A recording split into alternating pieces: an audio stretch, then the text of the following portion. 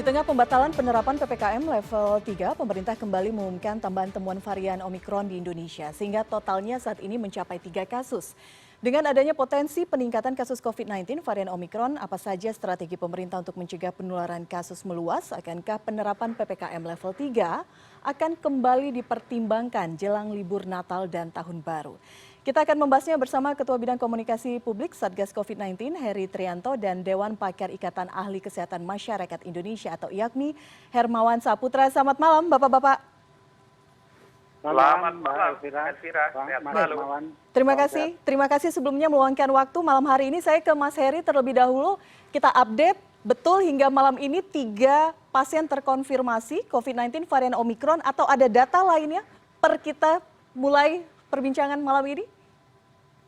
Ya, sampai tadi siang sebagaimana dilaporkan oleh Kementerian Kesehatan ada 3 pasien yang sudah positif.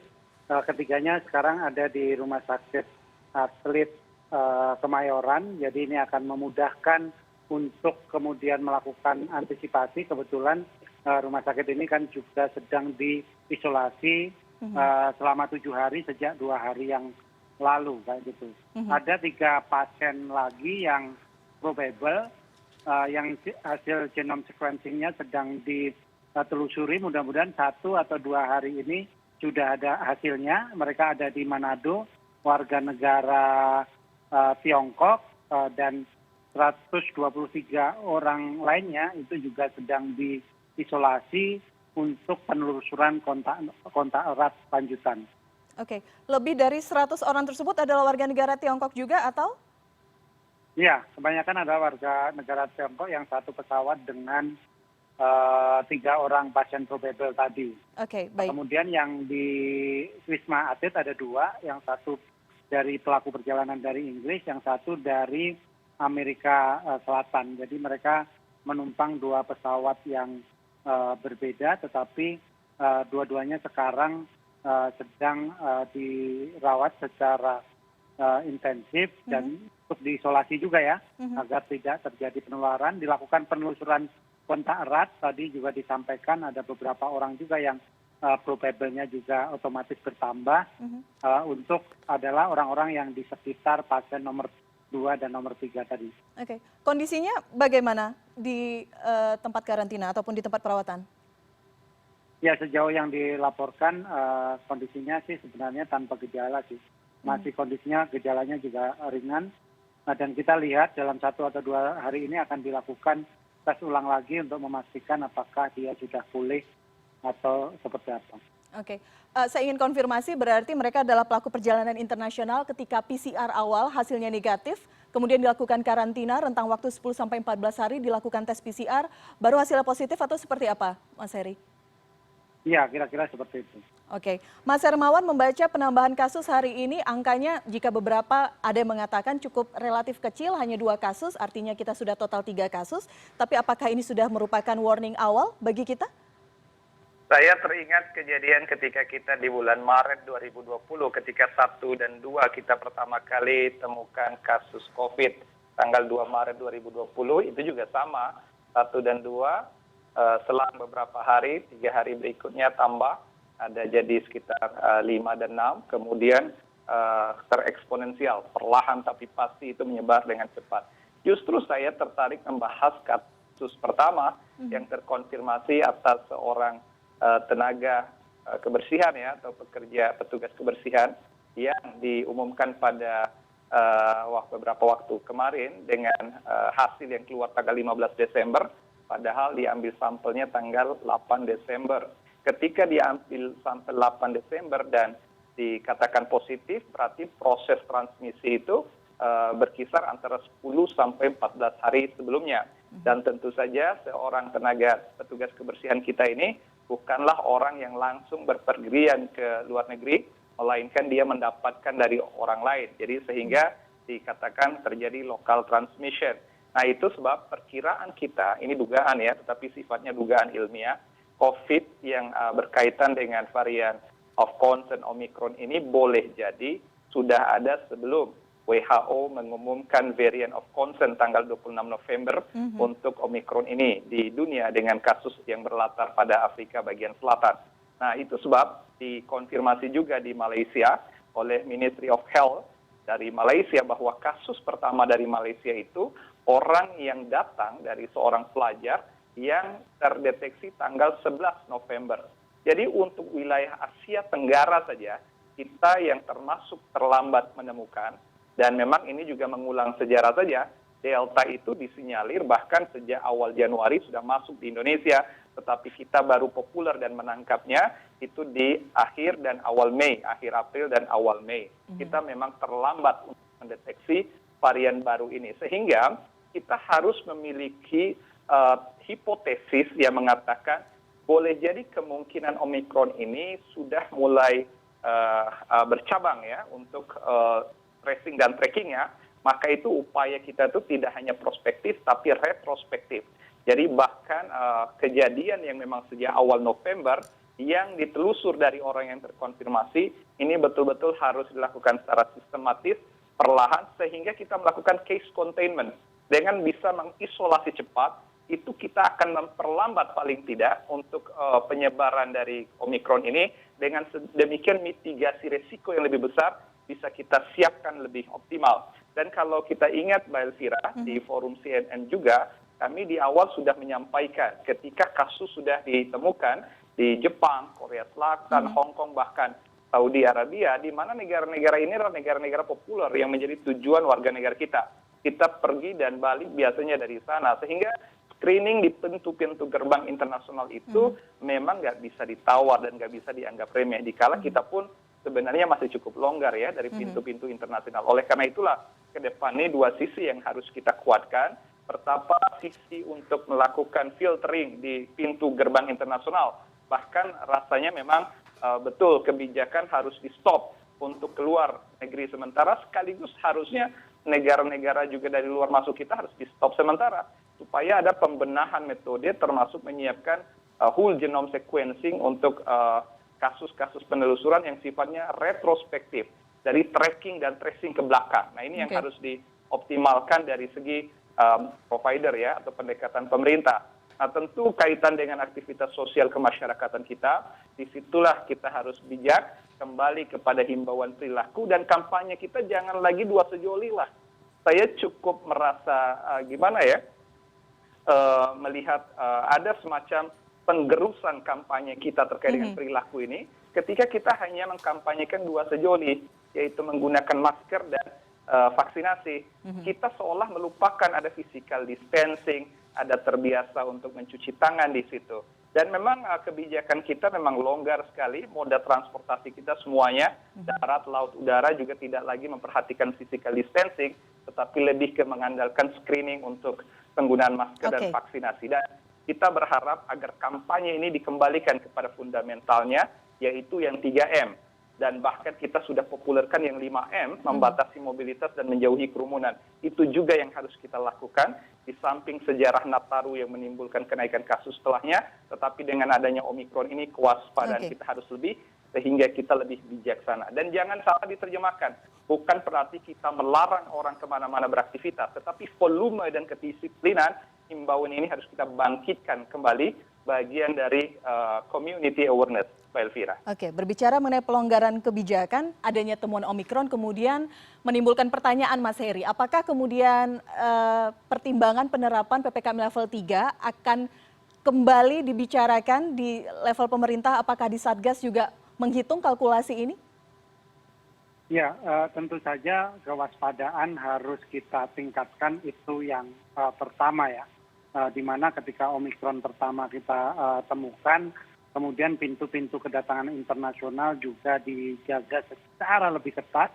Kemudian yang kedua juga masyarakat diminta untuk tidak bepergian ke luar negeri pada periode Natal dan Tahun Baru ini, sambil kemudian kita menyiapkan sejumlah infrastruktur regulasi yang lebih kuat, yang lebih mengikat, sambil memastikan regulasi-regulasi yang sudah ada itu dijalankan secara konsisten. Benar bahwa kampanye perubahan perilaku, kemudian protokol kesehatan harus dilakukan secara dinamis, tetapi memang seperti disampaikan tadi, dua sejoli tadi dalam konteks untuk menyederhanakan pesan sehingga masyarakat bisa cepat mengerti dan tahu apa yang dilakukan. Tetapi bahwa fundamentalnya adalah 3M tadi, itu saya sepenuhnya setuju dan itu bisa kemudian kembali dilakukan dengan mungkin cara yang berbeda, dengan pendekatan yang lebih baik lagi, karena bagaimanapun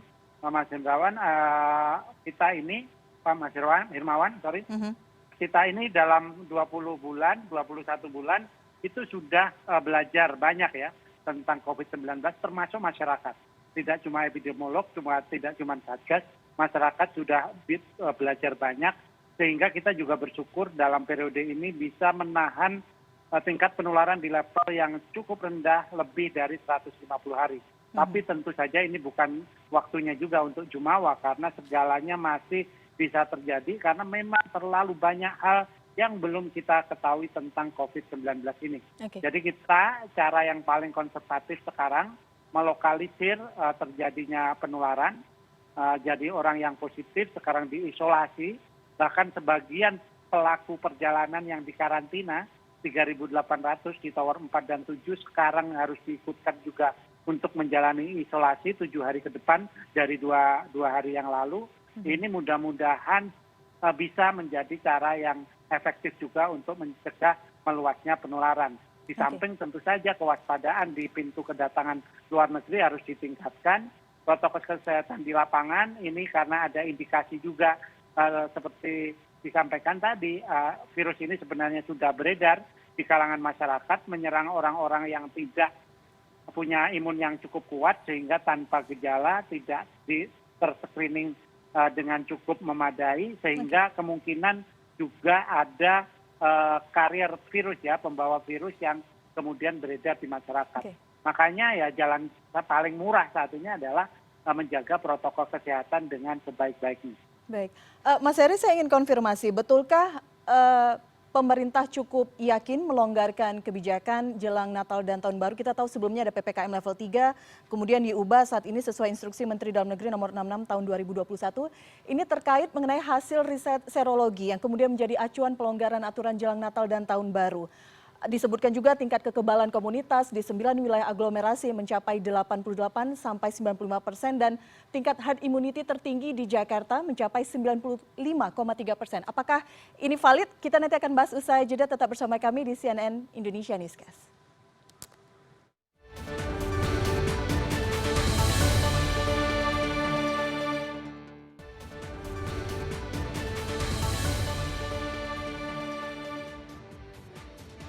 Terima kasih Anda masih bersama kami. Saya lanjutkan.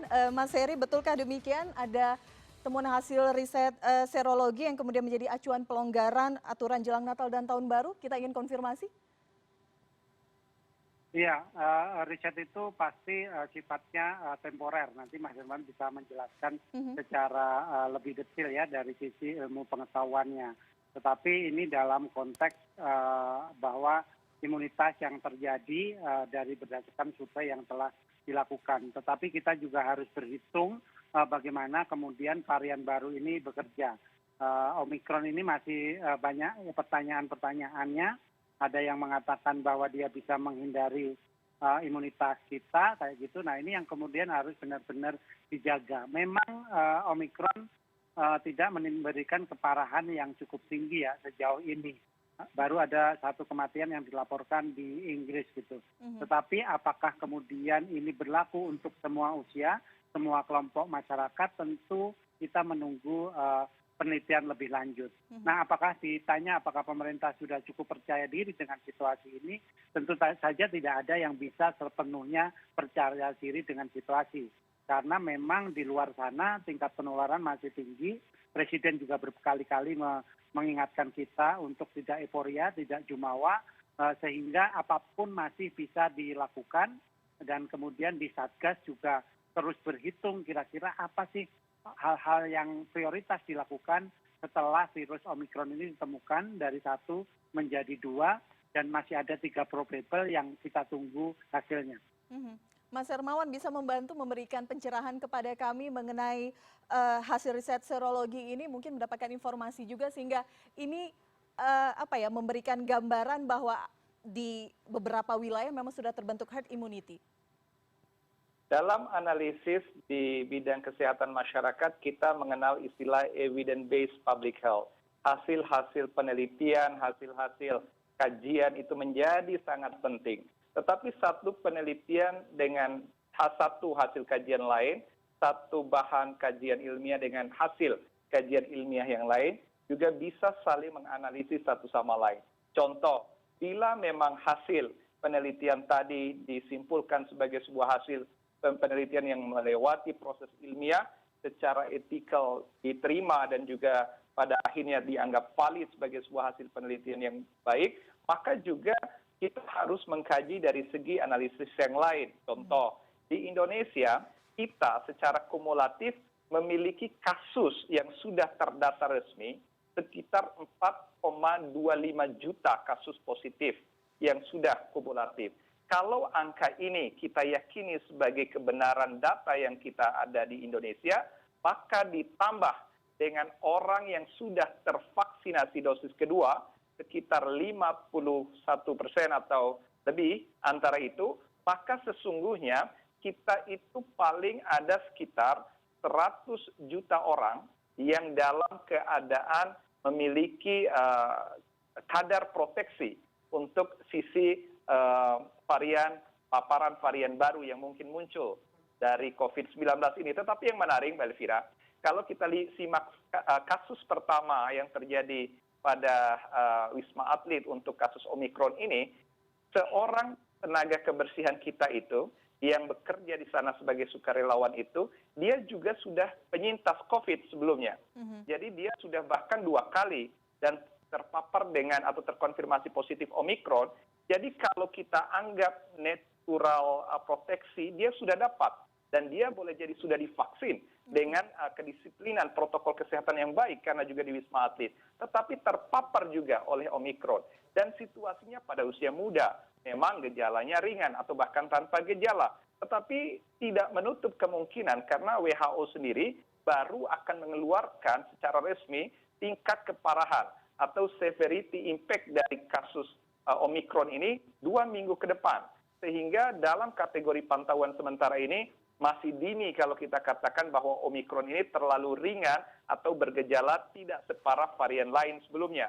Maka itu kewaspadaan kita harus lebih, sehingga yang bisa kita lakukan terkait dengan hasil kajian dan penelitian yang ada adalah mengkomparasikannya juga dengan situasi data-data yang ada hari ini. Jadi kalau dikatakan bahwa lebih dari 90% sudah terjadi herd immunity seperti halnya di DKI Jakarta, wah itu sangat menggembirakan. Tapi jangan lupa, orang yang sudah 2 kali menjadi penyintas, kemudian bahkan sudah divaksinasi, masih kena pula oleh Omikron. Bagaimana yang belum? Lansia kita vaksinasinya baru sekitar 37% dosis kedua dari target 21 juta, artinya baru 7 juta orang. Walaupun data real sesungguhnya perkiraan kami berdasarkan sensus DPS, itu sekitar 36 juta lansia kita. Jadi mengejar coverage lansia yang notabene bila terpapar oleh varian baru atau terpapar COVID varian Delta yang lama, itu tetap akan memunculkan potensi fatality yang lebih besar dan bahkan mortality paling tinggi pada usia lansia. Itu sebab kita tidak bisa menganggap remeh situasi ini dan kita kembali kepada kebijaksanaan untuk mengambil kebijakan sekaligus kebijaksanaan untuk tetap taat protokol kesehatan. Itu yang paling utama. Jadi dalam sebuah diskursus ilmiah, saya rasa hasil penelitian itu bisa, tetapi fakta ilmiah lain bahwa siapapun tetap kemungkinan bisa terpapar dengan varian. Hanya mungkin tingkatan keringanan atau keparahannya saja yang bisa berbeda, Mbak Elvira. Berbicara mengenai komparasi ataupun data-data per hari ini, pertanyaan saya tadi saya sudah tanyakan kepada Mas Heri, sekarang saya ke Mas Hermawan. Apakah perlu pemerintah kembali mempertimbangkan penerapan PPKM level 3 jelang akhir tahun ini? Mbak Elvira, kami dan atas nama Ikatan Ahli Kesehatan Masyarakat Indonesia, sejak pemerintah mewacanakan untuk pengetatan pada level nasional ketika tanggal 24 hingga 2 Januari, 24 Desember hingga 2 Januari, atau sekitar 8 sampai 10 hari sebelumnya, kami sangat mengapresiasi dan itu pilihan yang bijak karena juga pemerintah berdasarkan analisis para pakar dan ahli juga dan belajar dari pengalaman masa lalu. Tetapi ketika sebulan kemudian wacana itu kembali dievaluasi dan bahkan ditiadakan, dikembalikan kepada situasi epidemiologi masing-masing daerah, kami pun kontra opini karena situasi kita sangat riskan sekali. Kita melihat memang sangat besar terjadi keramaian, potensi keramaian dan kerumunan dengan aktivitas akhir tahun dan awal tahun depan ini. Dan itu juga belum kita wacanakan adanya Omikron ketika wacana ini dimunculkan. Sekarang Omikron sudah ada, paling tidak walaupun masih di situasi Wisma Atlet dan teridentifikasi baru 3. Tetapi dengan kita belajar dari Delta, ketika Delta ada di kita, itu kejadian itu jauh sebelumnya sudah terjadi massive transmission, di cause silent transmission. Jadi ini yang memang kita harus hati-hati dan waspadai. Kita tidak berharap, tentu geliat ekonomi kita tetap harus pertahankan. Tetapi juga kebijakan PPKM level 3 itu tidak mengunci. Tidak seperti level 4, tidak juga lockdown. Hanya pengaturan volume, hanya pengaturan aktivitas, pengetatan dan ketaatan terhadap protokol kesehatan diawasi lebih baik. Dan koordinasi multi-stakeholders untuk mobilitas diatur lebih fokus.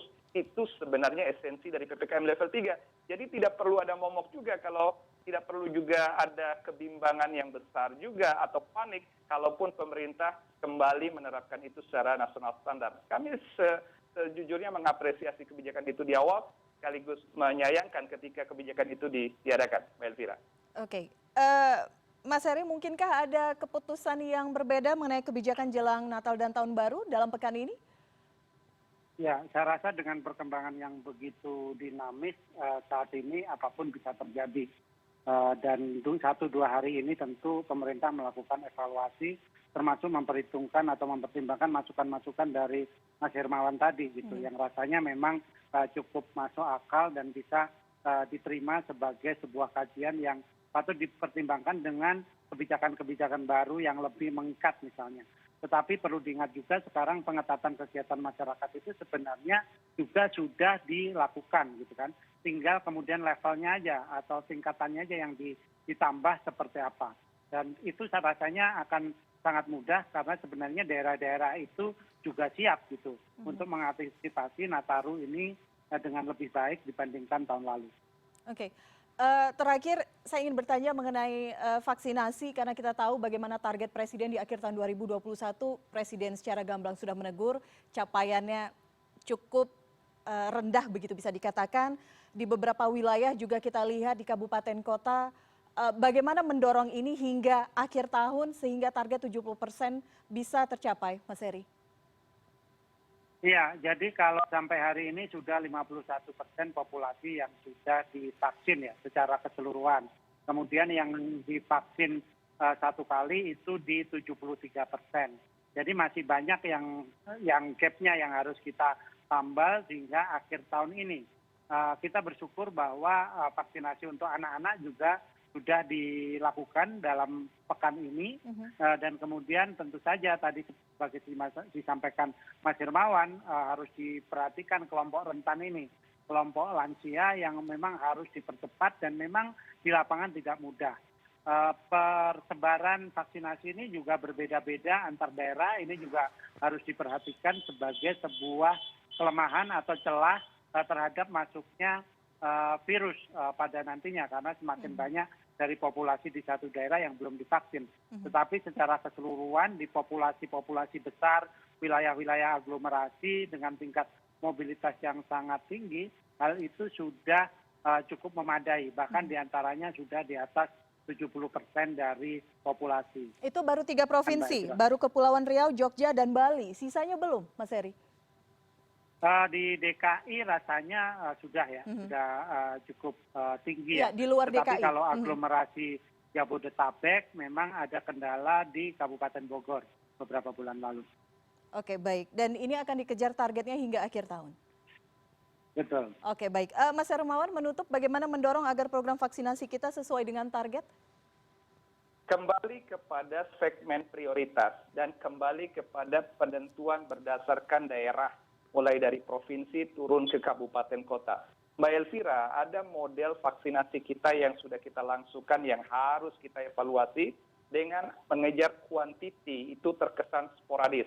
Kita memang mendapatkan vaccination rate per hari yang cukup tinggi, tetapi ada kelemahannya. Itu seperti halnya kita kalau bermain bola lupa posisi back, posisi sayap, penyerang atau kiper, semua berkerumun kepada bola sehingga capek. Cepat lelah, cepat capek, dan tidak gol juga bolanya. Ini analogi saja. Nah, ini kita harus mengevaluasi. Saya ambil contohnya begini. Di DKI Jakarta, ketika kita bicara DKI Jakarta sebagai provinsi, maka pemerintah pusat dropping vaksin itu berdasarkan kebutuhan DKI Jakarta.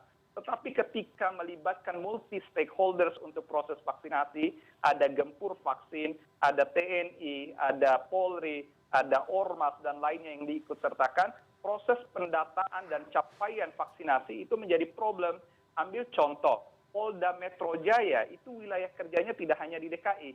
Polda Metro itu bertanggung jawab untuk wilayah lain, semisal di Tangerang, di Depok, Bekasi, bahkan di Tangerang itu ada beberapa kota, ada kabupaten. Artinya wilayah Polda Metro dengan wilayah DKI secara regional itu berbeda. Sehingga ketika pelibatan unsur seperti TNI atau Polri yang berbeda wilayah binaan, maka vaksin yang tadinya diambil dari DKI atau droppingan ini akan berbeda kajian, analisis, dan capaiannya, terjadi potensi measurement, jadi miss pengukuran, sehingga ada daerah yang merasa optimal. Saya random, saya datang ke Kabupaten Serang, diskusi dengan kepala dinasnya itu udah luar biasa effortnya, turun ke masyarakat itu door to door untuk vaksinasi. Karena capaian dari data nasionalnya rendah. Tapi ketika mereka turun di data, kebingungan. Tidak ada lagi yang bisa divaksin karena merasa sudah divaksin tapi tidak terdeteksi di data. Peran ini ada daerah yang bisa penuh vaksinnya, tetapi ada yang kosong vaksinnya karena pelibatan multi stakeholders-nya berbeda standar setiap daerah ketika apakah daerah bergerak sendiri melalui Satgas atau Dinas Kesehatannya, atau memang ada peran-peran unsur lain, apakah TNI, Polri, Ormas, partai politik, dan lain-lain, yang tujuannya satu, tujuannya bagus, untuk bersama-sama mencapai Indonesia cepat vaksinasi rate dan coverage. Tetapi kita lupa bahwa geliat seperti ini sifatnya sporadis dan agak kesulitan ketika kita data sudah mendekati 50%, padahal misi kita minimal 70% sampai 80%, itu temuan Bapak Presiden. Sulit sekali sekarang mencari target-target yang bisa terdata secara precise, karena memang proses dari awal kita agak sporadis. Dan oleh sebab itu, sebelum kita beralih tahun, harapannya pemerintah perlahan untuk melakukan vaksinasi untuk dosis kedua ini secara tepat sasaran dan tepat target waktu. Apalagi kita sudah heboh dan disibukkan bicara vaksin booster. Harapan saya, nggak usahlah bicara vaksin booster dulu. Pastikan dulu kita itu meng-cover 70% atau 80% sasaran vaksin kita. Barulah mungkin pertengahan 2022 lah, baru kita diskusi tentang vaksin booster, sehingga kita tidak kehabisan energi dan juga tidak lupa pada fokus yang seharusnya kita kejar sebagai prioritas. Baik. Itu yang menjadi beberapa catatan, Mbak Elvira. Baik, semoga tidak segera habis energi jelang akhir tahun. Banyak yang harus diputuskan, apalagi tim Satgas, Mas Heri dan teman-teman. Kita lihat bagaimana kita kawal bersama. Harapannya memang aturan-aturan nanti yang disiapkan, diputuskan oleh pemerintah memang merupakan mitigasi yang terbaik. Apalagi kita melihat bagaimana tren Omikron naik di beberapa negara lainnya. Terima kasih sebelumnya waktunya untuk malam hari ini di CNN Indonesia Newscast. Mas Heri, Mas Hermawan, selamat malam. Salam sehat selalu. Terima kasih. Salam sehat selalu. CNN Indonesia Newscast segera kembali dengan beragam informasi lainnya usai jeda.